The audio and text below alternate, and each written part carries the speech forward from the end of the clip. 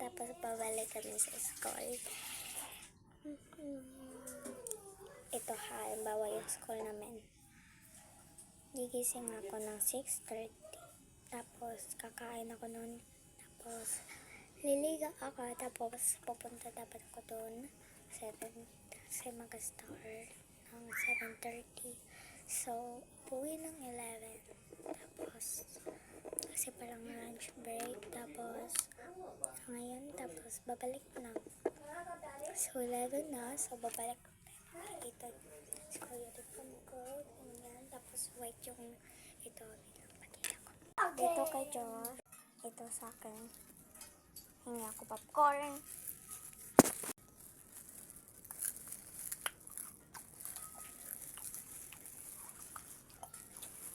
Girls, I wanna be one ni may bubblegum. Iyan ni Cry. Girls, I wanna be one ni may. Girls, I wanna be one ni may bubblegum. Mama.